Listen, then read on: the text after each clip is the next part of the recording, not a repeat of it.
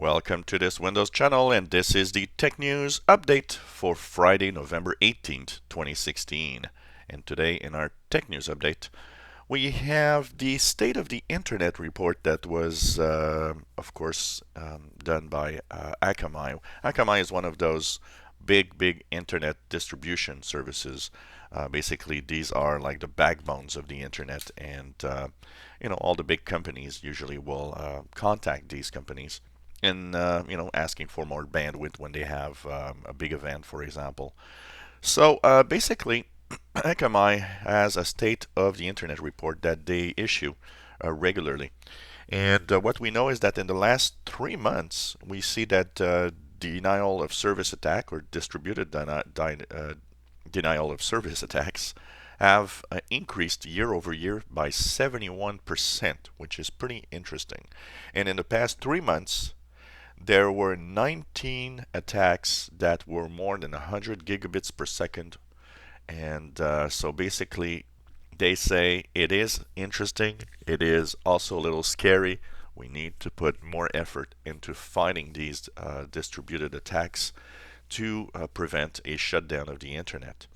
So that's pretty much the state of what's happening right now, and we see that attacks on the internet are more and more prevalent. So we'll see what we can do about it. And of course, we'll continue checking out these reports as time goes by.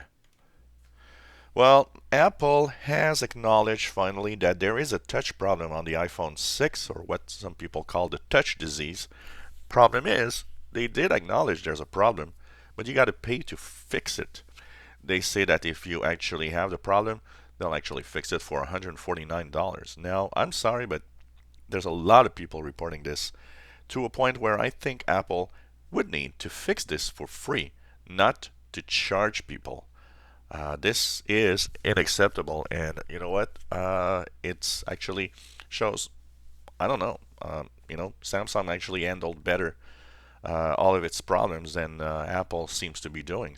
So basically, when you acknowledge that there's an issue, I think the best and the fairest thing to do is to just fix it without charging people. $149, come on. Well, in Windows 10 Insider Preview was released yesterday in the fast ring. It's 14971, and a lot of you were saying that they couldn't find the image files for 14965. Well, check it out today. It was released this morning. Typically, when they announce that there is a slowing version, it takes a few days for the image files to appear. And so this morning, 14965 is available for download in the image files. So check it out. You should be able to see that. So if you have an issue, you can of course go and check out the image file, reinstall Windows Insider Preview to 14965, which was the last version, and then hopefully you'll be able to upgrade to yesterday's latest fast ring build, 14971. And if you are wondering what's new, take a look on the channel. There is of course a review. Well, watcd. This is an old website. This thing has been there for 10 years at least. And basically, this is a torrent site where people are invited. So it's an invite-only place. And you have, of course, music sharing on this website. Well, finally, it's been shut down. The law enforcement, after 10 years, have been able to shut down watcd. And so we'll see what's going to happen with that. But for now, it's offline, and no more torrent sharing of music. Microsoft is, of course, working hard to become carbon neutral. A lot of companies want to work hard for that. Carbon neutral means that the emissions that they actually have are kind of neutral compared to what they are now. So meaning that they basically don't increase the footprint of the company and the carbon in the atmosphere, so that it's not going to increase global warming. But Microsoft says we want to go beyond that. We don't want to just be carbon neutral. We want to be a leader and even go beyond that and actually have as much as possible of our company running on renewable energies that do not create pollution on the environment. So I think that's a noble cause, and it's interesting to see. And already, we saw this week that one of their data centers is actually running in wind power totally. So that's kind of interesting. And as they're going on, more and more renewable energies will be used in their different data centers and headquarters, basically. So that's going to be interesting to see what's next. Well, there's a new law, if you are in the United States, that will take effect on December 1st. Unfortunately, that law did not really, need to go through Congress or anything. It was pretty much passed as is. That means that the U.S. government and law enforcement will be able to actually search or scan your PC without even, with much easier ways than before.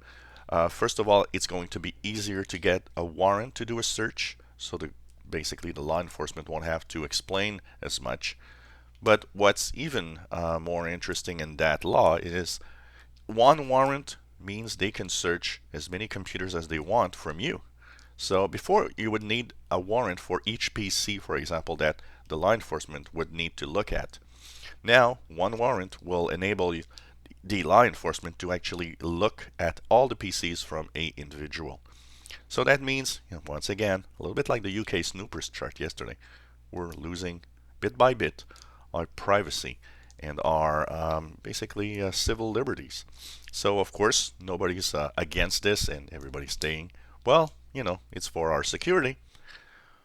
So this was the Tech News Update for Friday, November 18th, 2016. Don't forget that for the first time, and starting tomorrow, we will have a weekend edition of Tech News that will take a look at the past news of the week and elaborate a little bit more on these important news. So we're going to choose some of what I consider being the most important news of the week and take a look a little more in detail of each item. So I hope you enjoyed our weekend edition of Tech News.